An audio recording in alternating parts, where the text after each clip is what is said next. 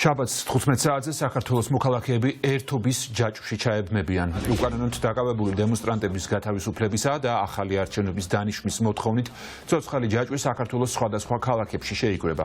უწყვეტი პროტესტის დაწყებიდან ერთი თვის თავზე თბილისში ცოცხალი ჯაჭვით გადაიკეტება და გაერთიანდება ყველა ხიდი.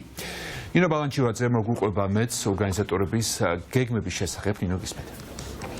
უწყვეტი პროტესტის დაწყებიდან ზუსტად ერთი თვის თავზე საქართველოს მოქალაქეები ისევ გამოვლენ ქუჩებში და დააფიქსირებენ პოზიციას, რომ საქართველოს არჩევანი არის ევროპული და მათი ორი მთავარი მოთხოვნა არის უცვლელი ის, რომ უნდა გათავისუფლდნენ პოლიტპატიმრები და ქვეყანაში დაუყოვნებლივ უნდა ჩაინიშნოს ახალი საპარლამენტო არჩევნები. შაბათს ზუსტად 3 საათზე ჩვენ პროტესტის განსხვავებულ ფორმას ვნახავთ, რომელიც მოიცავს საქართველოს მასშტაბით ყველა დიდ ქალაქს და ასევე ცხადია საქართველოს დედაქალაქს თბილისს, სადაც ერთობის ჯაჭვში ჩაებმებიან საქართველოს მოქალაქეები, სხვადასხვა სფეროს წარმომადგენლები, ის ადამიანები, რომლებიც უკვე ერთი თვის განმავლობაში ებრძვიან ბიძინა ივანიშვილის რეჟიმის რუსულ გადაწყვეტილებებს. 16 ლოკაცია იქნება, სადაც შეიკრიბებიან საქართველოს მოქალაქეები და მათ შორის მთავარი იქნება 7 ხიდი, რომელზეც სადაც ჩაებმებიან საქართველოს მოქალაქეები ამ ერთობის ჯაჭვში და დაანახებენ კიდევ ერთხელ ხელისუფლებას, რომ ქართული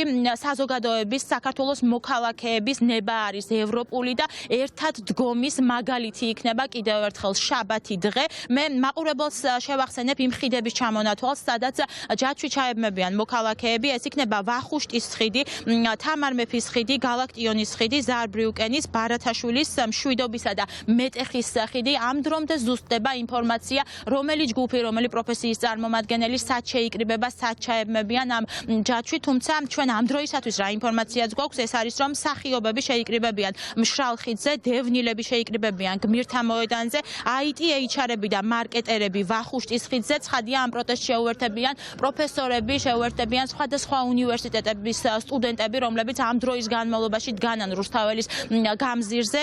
თბილისის სახელმწიფო უნივერსიტეტისა და ილიას სახელმწიფო უნივერსიტეტის სტუდენტები და პროფესორები იდგებიან თამარ მეფის ხიდზე და გარდა ამისა კავკასიის უნივერსიტეტი, თავისუფალი უნივერსიტეტი, როგორც პროფესორები, ასევე სტუდენტები შეიკრიბებიან გალაქტიონის ხიდზე. ჩვენი რესპონდენტები, სხვადასხვა პროფესიის წარმომადგენლები თანხმდებიან იმაზე, რომ მათ უკვე დაანახეს საქართველოს ხელისუფლებას, რომ არ არსებობს განსხვავებული პოზიცია, როცა საქმე ეხება ქვეყნის ევროპულ მომავალს, როცა საქმე ეხება იმ რუსულ ნაბიჯებს, რომელსაც ჩვენ ხედავთ საქართველოს ხელისუფლების, ეგრეთ წოდებული ხელისუფლების მხრიდან. შესაბამისად, ახლა ძალიან მნიშვნელოვანი არის კიდევ ერთხელ შაბათს იმის დემონსტრირება, რომ ქართველი ხალხი დგას ერთად და ისინი ეწინააღმდეგებიან ოლიგარქ ბიძინა ივანიშვილის გადაწყვეტილებებს.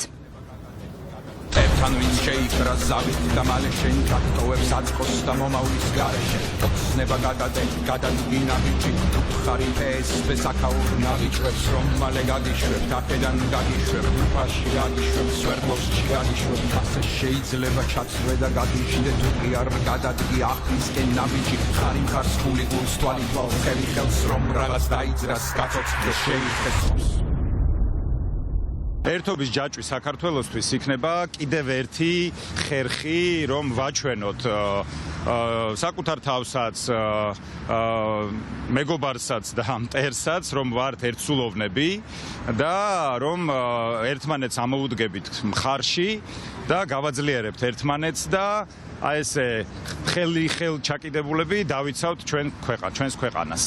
ხო და ეს იქნება ერთიანობის სიმბოლო, ეს იქნება ჩემი აზრით ძალიან შთამბეჭდავი სანახაობა, რომელიც არამხოლოდ საქართველოში, არამედ მის ფარგლებს გარეთ გავრცელდება.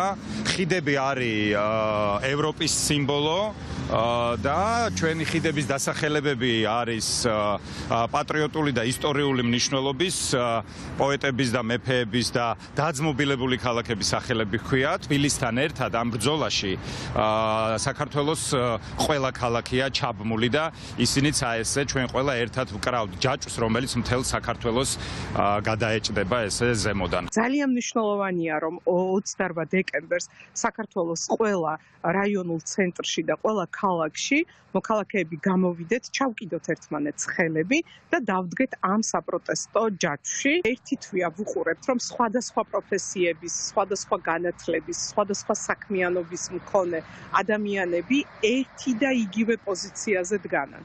და ყველანი ერთხმად იმეორებენ ერთსა და იმავე მოთხოვნას, რომ უნდა დაინიშნოს ახალი საპარლამენტო არჩევნები და უნდა გათავისუფლდეს ყველა დაკავებული და რომ საქართველოს არ ამბობს უარს თავის ევროპულ მომავალზე. საქართველოს 10,000-ობით მოქალაქე კიდევ ერთხელ დაანახებს სოფლიოს ჩვენს ურყევნებას და რა თქმა უნდა ჩვენს თანამოქალაქეებთან ერთად დევნილებიც, რომლებმაც რამდენიმე ათეული წლის წინ ვიგემეთ, ესე ვთქვათ, რუსეთის ოკუპაცია, შეუერთდებით ამ აქციას. ძალიან მნიშვნელოვანია, რომ ჩვენ ვიყოთ სწორედ იქ იმ ადგილას, გვერდთა მოედანზე, სადაც ამოტვიფრულია ჩვენი იქ მიღების სახელები, რომლებმაც თავი შესწირეს საქართველოს.